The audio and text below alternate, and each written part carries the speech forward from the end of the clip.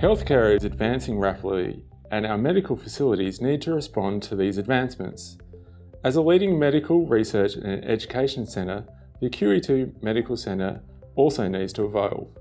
My name is Ryan Dunham, Project Leader for QEIIMC, managing the Master Planning project.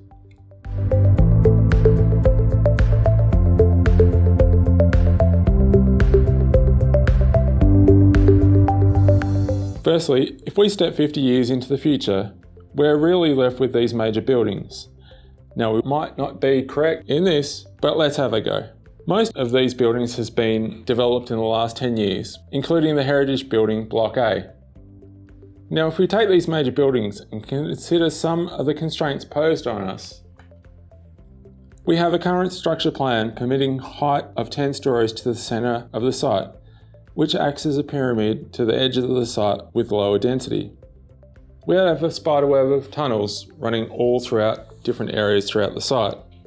We have provisions of major green space between PCH and the multi-deck car park, and major access points to the south, to the east, and to the north of the site. We also have a major impact of proposed light rail coming through the centre of the QEIIMC site. But what we really want to look at is what you've said and how can we implement this. So firstly, we want to provide two major connections east-west across the site.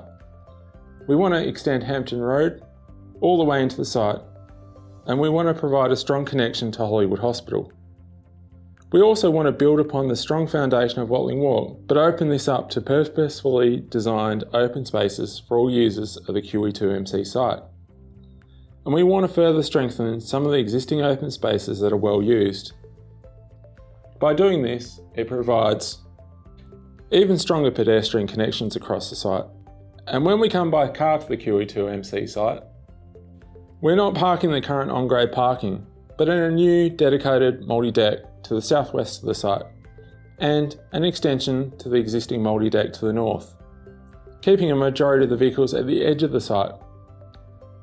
We are also learning from the new drop-off areas under PCH and providing 3 new undercover drop-off areas with many more dedicated off-site areas around the site.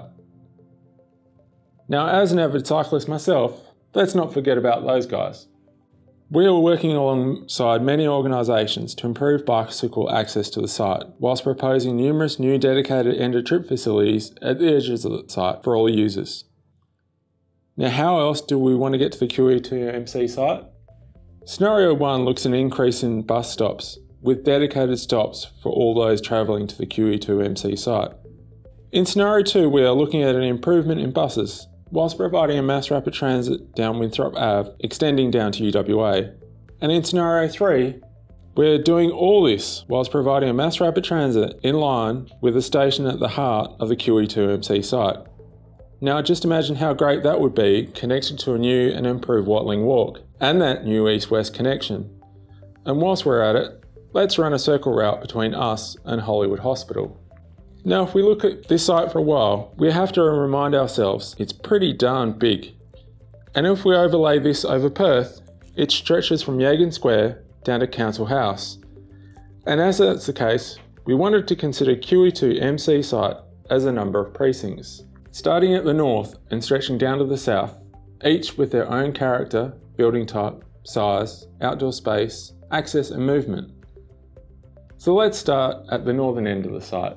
Kilgore Park, with its smaller step buildings fronting the park, connected at the end of Watling Walk, with views to Subiaco to the north. The northeast precinct, with an iconic corner statement seen down Winthrop, with amazing views over Kings Park and Rosalie Park, and allowing a pedestrian-friendly access from the multi-deck. Central North, which consolidates the built form in this area and builds upon the clinical buildings currently located here, whilst providing dedicated raised walkways for staff from the multi-deck and appropriate open space. Central South, with potential for a new integrated new hospital stretching all the way down to the south of the site. The Monash precinct, taking the existing bushland in the area and creating a courtyard environment around it. The Hampton precinct, which extends all the way up to the Perkins, providing buildings to both sides and new formal forecourts. The Verdun precinct, providing smaller buildings around a green space with a dedicated drop-off area. And of course, our services tucked nicely to the back of the site.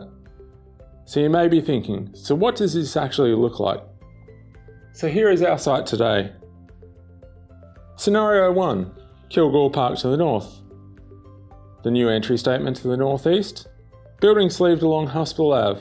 The raised pedestrian connections along Hospital Ave. The major clinical buildings to the south of the current G block. Major connections to Perkins. And an extension of Hampton Road all the way into the site. Scenario 2, with a slight increase in height and a new mass rapid transit line down Winthrop Ave. Scenario 3, a further increase in height with a dedicated integrated adult hospital and an underground station right in the heart of the QEIIMC site, and a considered approach to shared services throughout the whole site. And in section, each scenario looks like this, with less integration and shared services in Scenario 1, and a more considered, collaborative and integrated environment in Scenario 3. If we look at this also, you'll see an increase in height from Scenario 1 down to Scenario 3. Always thinking about our neighbours in all three scenarios. So what does this mean in numbers? An increase in floor area of up to 57% from what we see today in Scenario 3. The site as we see it today provides a landscape and canopy cover of 16%, with a large amount of the site taken up with parking and roads. In fact, what if we had the ability to turn it into this? A site with the potential of having up to 37% of landscape space, which include rooftop gardens. And if we look at these numbers from a transport perspective, we see that in Scenario 1, if we only get an improvement in buses, there is a heavy reliance on the car. Yet if we provide a mass rapid transit in Scenario 2 and Scenario 3, we see a further potential to provide people with a sustainable, appropriate access to the QEIIMC site. So now it's up to you. We want to hear from you about what a good master plan looks like and what are your needs going forward on the QEIIMC site. Go across to our survey and let us know all about what your needs are for the QEIIMC site.